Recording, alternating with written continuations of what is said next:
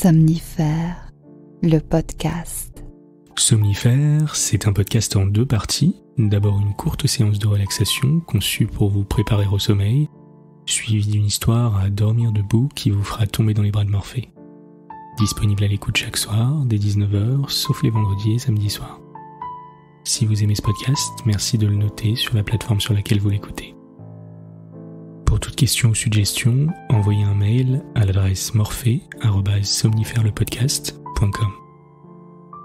Bonne écoute et bonne nuit. Installez-vous confortablement et fermez les yeux. Votre programme du soir va commencer. 40 ans, c'est la vieillesse de la jeunesse, mais 50 ans, c'est la jeunesse de la vieillesse, écrit Victor Hugo. Bonsoir à tous, nous sommes le mardi 9 mars, et Somnifère vous raconte ce soir l'histoire de Diane, longtemps considérée comme la femme la plus belle de Paris. Or jeunesse se fane toujours, et Diane commence à voir apparaître des cheveux blancs. Et si c'était une bonne nouvelle? Il s'agit d'un récit de Maurice Leblanc, intitulé « La belle Madame Gimeuse ». Je vous souhaite une excellente nuit, et maintenant place à notre séance de relaxation. La séance de relaxation. Installez-vous confortablement, fermez les yeux. S'il fait un peu frais, couvrez-vous jusqu'aux épaules. Et lorsque vous êtes prêt, prenez une grande inspiration par le nez. Et laissez tout le stress de votre journée s'échapper à l'expire.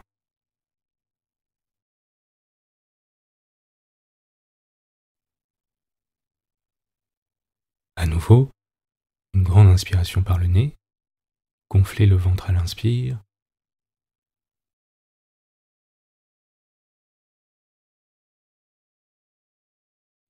Et expirez par la bouche.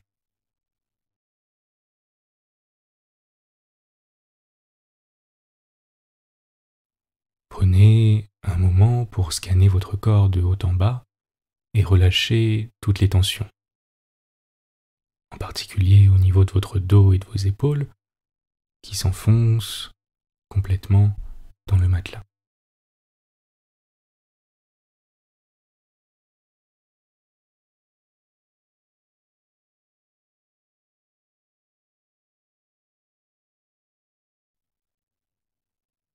À présent, observez les appuis de votre corps contre le matelas, tout en concentrant votre attention sur votre respiration qui devient calme et sereine.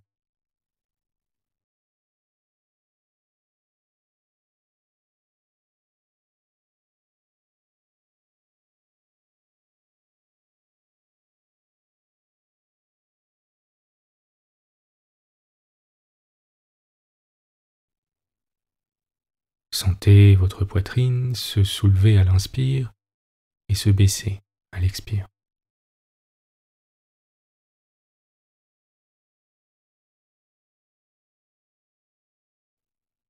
Portez maintenant votre attention sur les orteils de votre pied droit, alors que vos pieds et vos chevilles sont complètement relâchés.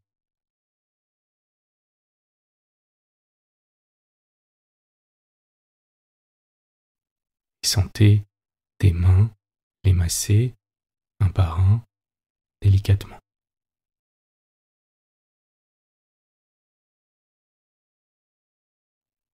D'abord votre gros orteil droit,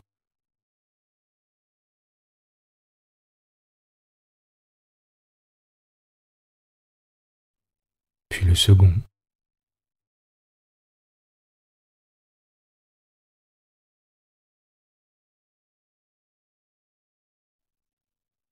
le troisième,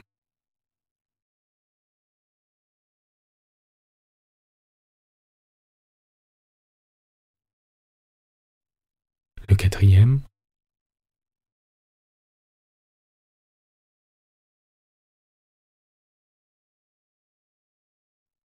et enfin le petit orteil.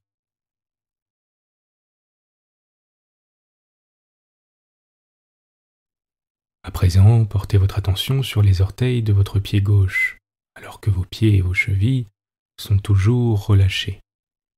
Et sentez des mains les masser un par un à leur tour, en douceur.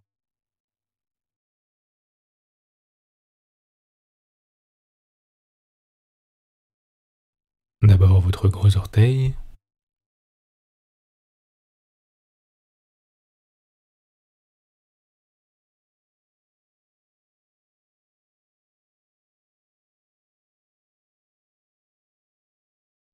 puis le second,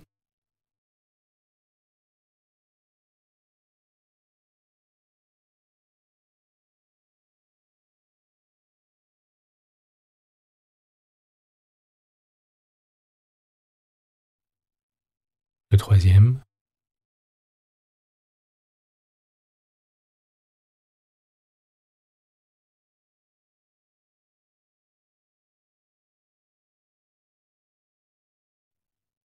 le quatrième,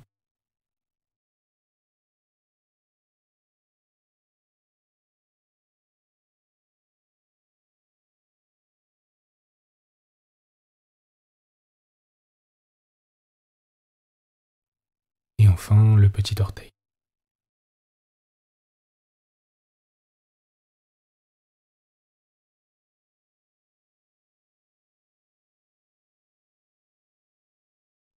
Ces mains, qui peuvent être les vôtres ou celles de quelqu'un d'autre, peut-être des mains d'homme ou alors des mains de femme, commencent à présent à vous masser la plante des pieds, de haut en bas,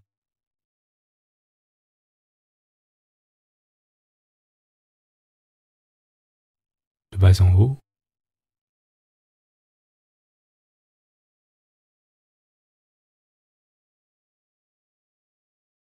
puis de gauche à droite,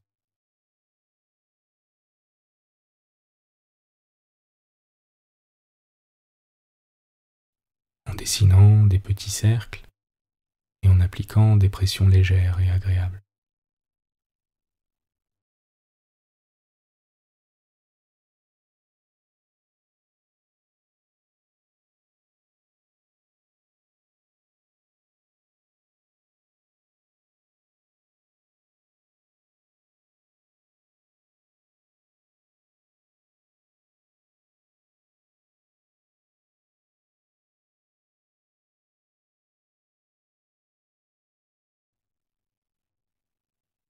Profitez de ce massage pendant quelques instants et concentrez votre attention sur votre respiration et sur l'air qui entre dans vos narines et en ressort plus chaud à l'expiration.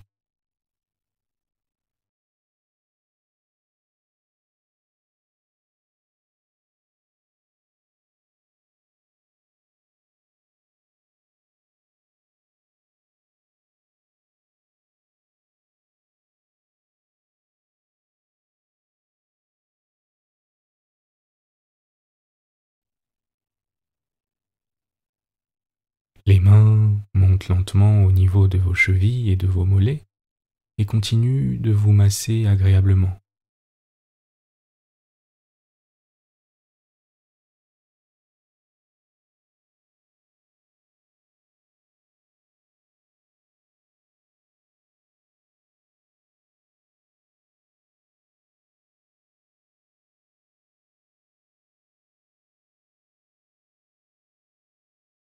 Puis remontent lentement au niveau de vos cuisses et de vos hanches.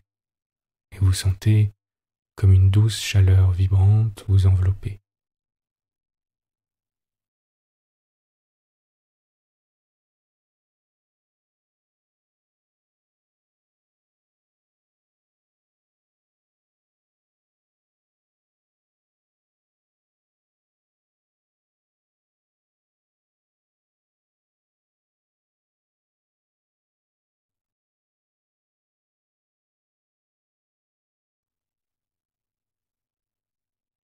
Quand vous êtes prêt, prenez une profonde inspiration par le nez, gonflez vos poumons et votre ventre simultanément,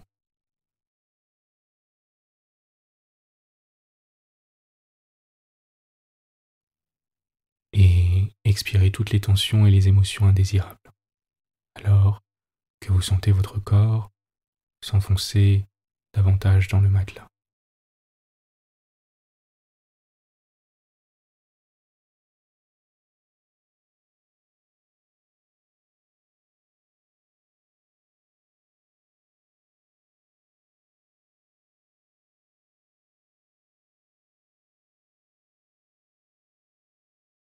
Les mains se situent maintenant à la base de votre colonne vertébrale et vous massent délicatement, vertèbre par vertèbre, avec bienveillance.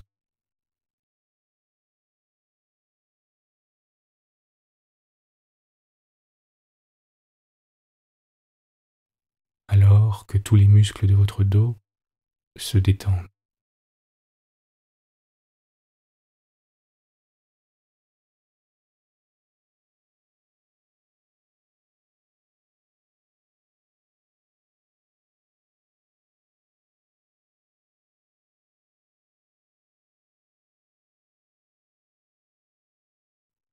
Les mains sont maintenant au niveau du haut de votre dos et s'attardent sur vos trapèzes, qui ont accumulé beaucoup de tension, en appliquant des pressions agréables.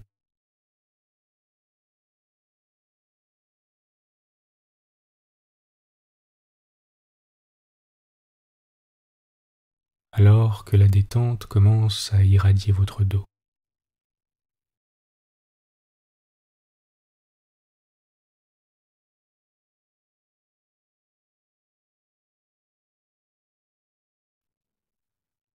Prenez un moment pour profiter de ce massage au niveau de vos trapèzes, tout en recentrant votre attention sur votre respiration, et notez comme c'est agréable.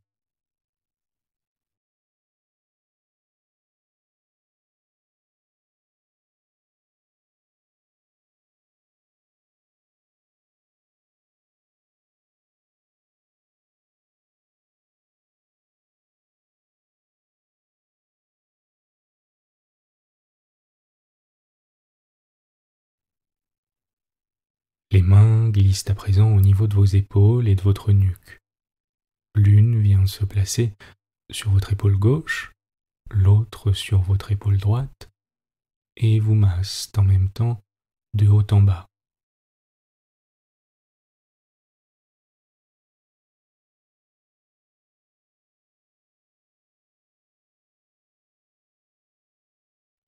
Puis de gauche à droite.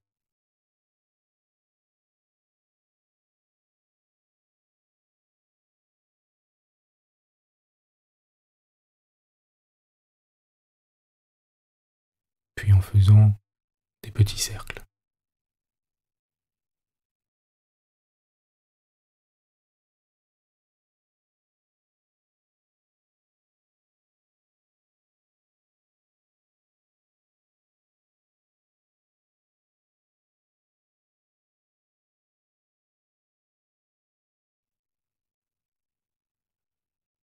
Gardez votre attention sur votre respiration, et si des pensées vous viennent à l'esprit, laissez-les passer comme si vous n'en aviez rien à faire, comme si vous étiez un simple observateur, en les acceptant et en recentrant votre attention sur votre souffle.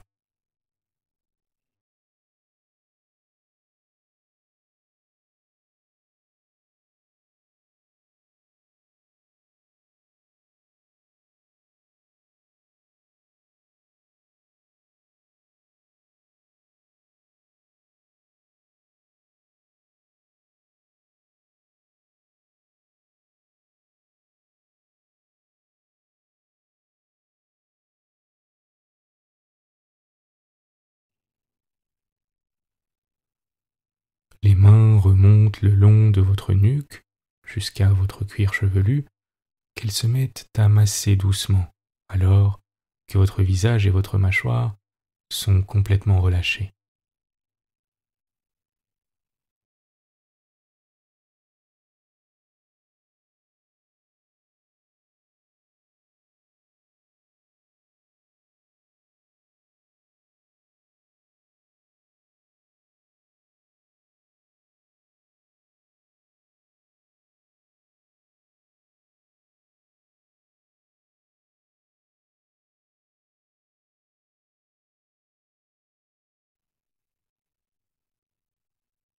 Respirez naturellement, à votre rythme, et observez simplement ce qui se passe. Observez vos sensations, notez votre état de calme mental, comme c'est agréable.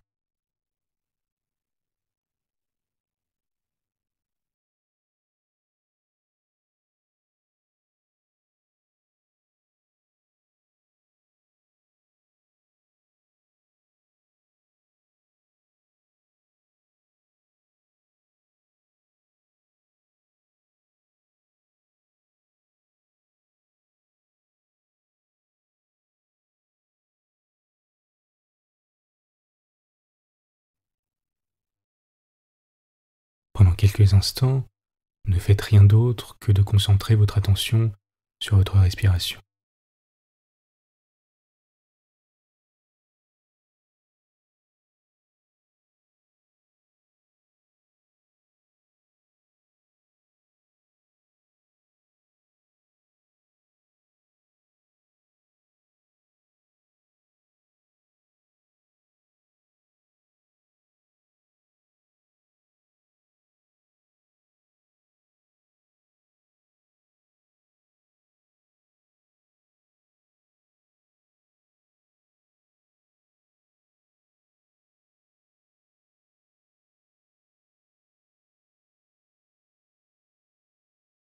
Vous êtes calme et détendu. L'histoire du soir. Maurice Leblanc, la belle Madame de Gimeuse. Au bas de l'escalier qui montait aux salles de réception, Diane de Gimeuse eut le tort de se regarder dans une glace. Un désespoir immense l'étreignit, et il lui fallut toute son énergie pour ne pas éclater en sanglots. Après avoir été, pendant plus de 30 ans, la plus belle femme de Paris, Diane abdiquait. À la suite d'une longue retraite, c'était la première fois qu'elle retournait dans le monde, et elle y allait avec des cheveux blancs. Son amie, Madame Arnold, chez qui elle faisait sa rentrée, l'attendait au seuil du salon et lui dit à l'oreille : « Tâche de sourire, Diane, et ce sera toi la plus belle encore. » Diane ne put sourire. Du reste, à quoi bon ? Personne ne la regardait, et elle se souvint de l'agitation et du mouvement de curiosité que son arrivée provoquait jadis parmi les groupes. Un monsieur de haute taille aux moustaches grises s'approcha et baisa la main de Madame Arnold. Celle-ci, que ses devoirs de maîtresse de maison réclamaient ailleurs, le retint.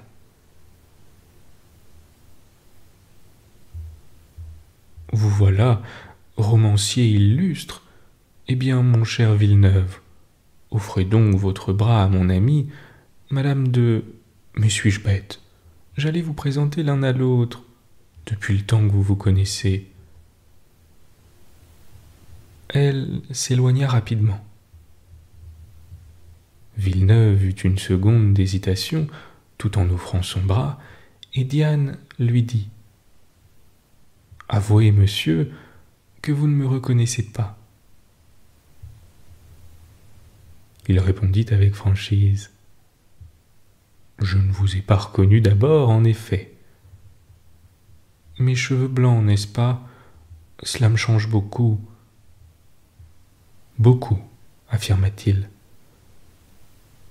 Vous êtes mieux encore. »« C'est gentil, dit-elle, mais au fond, je ne vous en aurais pas voulu.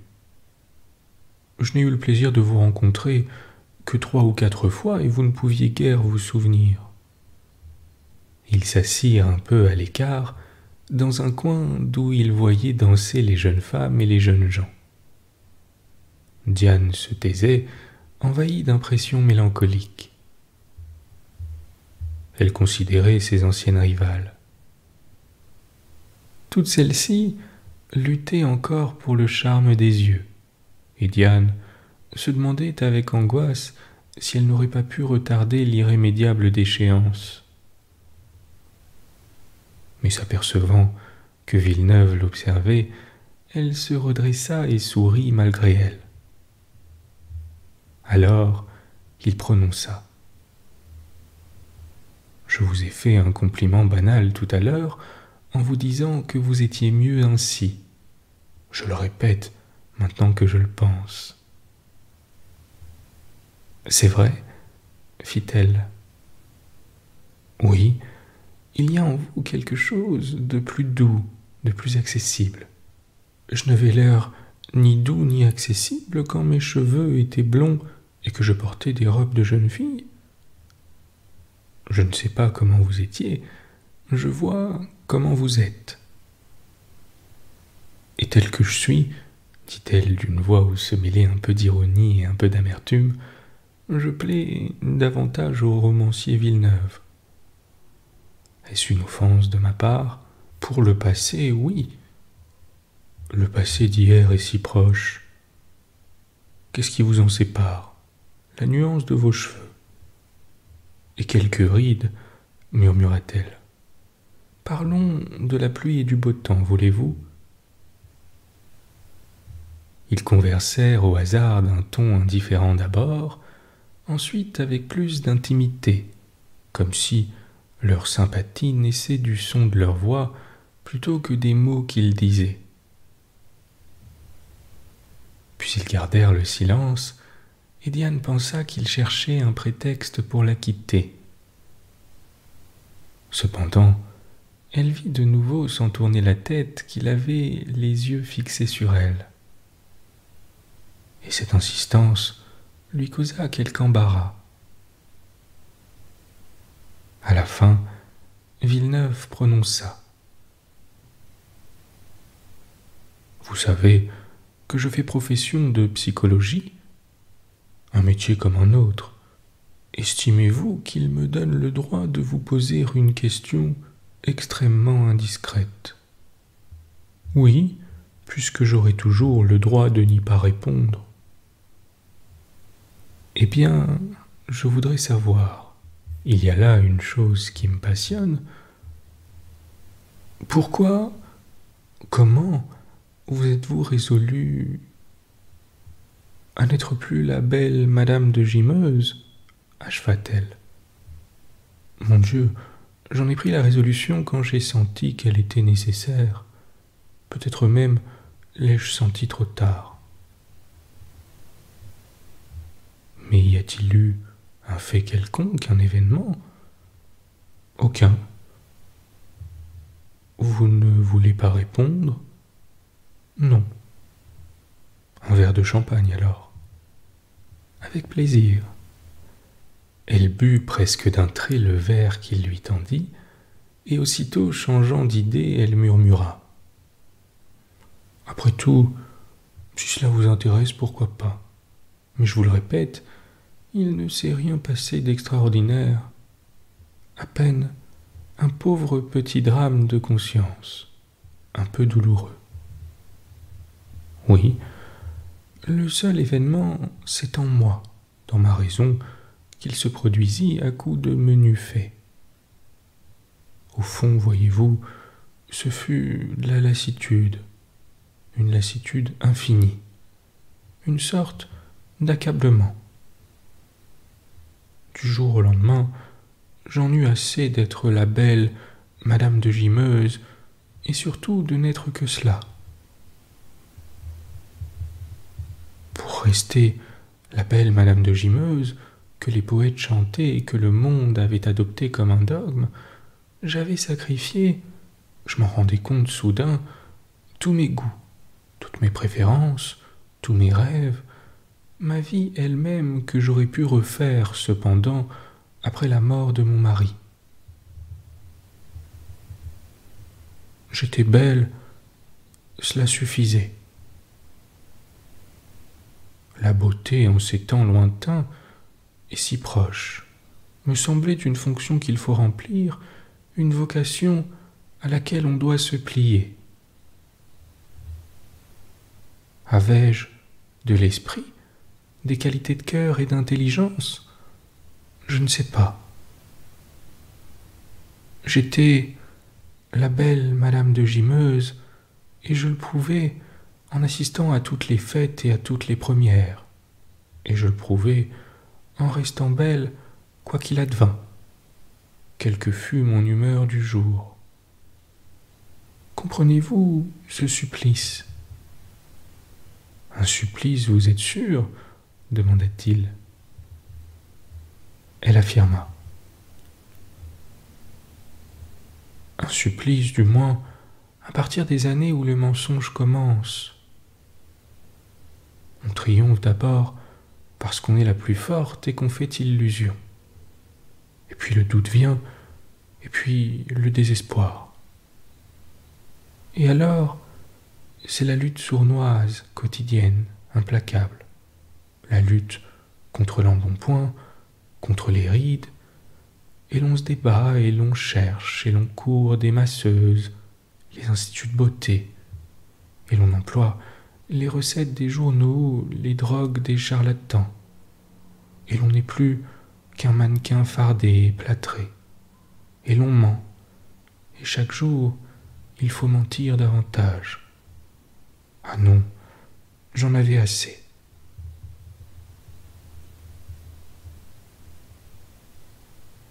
Il y eut entre eux un long silence.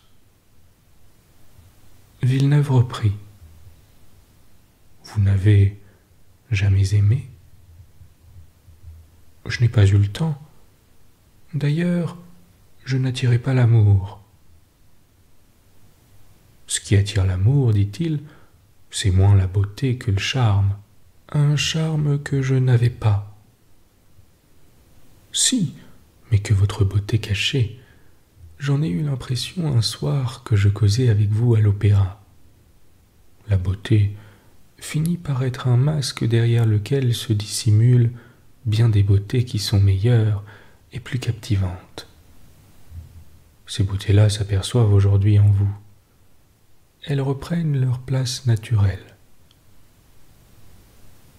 Il ajouta la voix basse.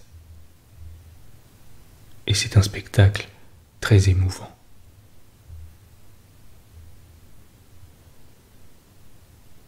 Elle leva les yeux sur lui. Le regard qu'ils échangèrent fut amical.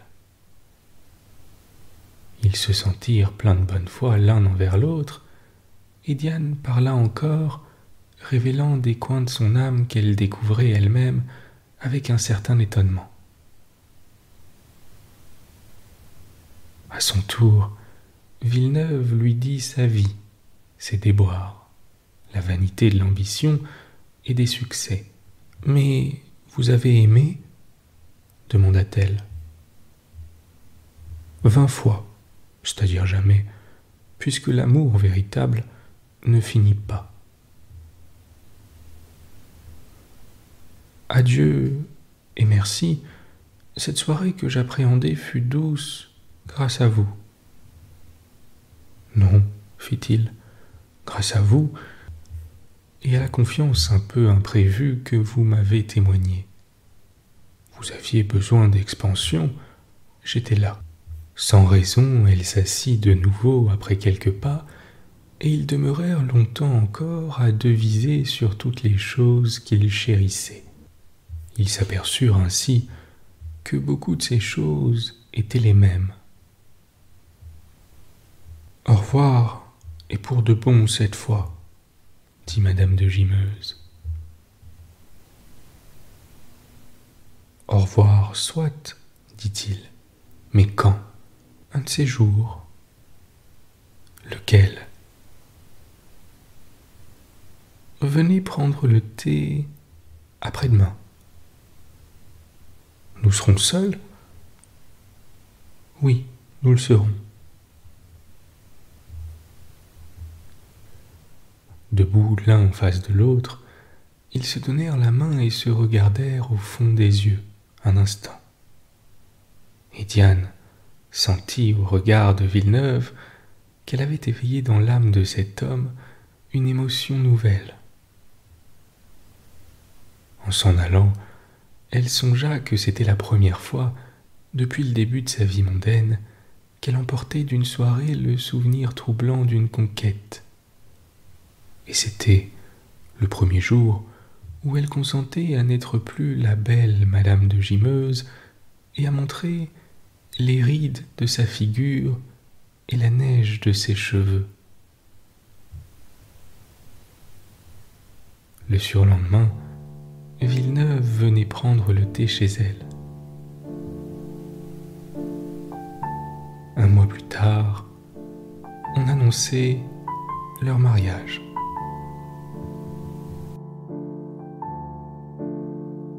Bonne nuit. Bonne nuit.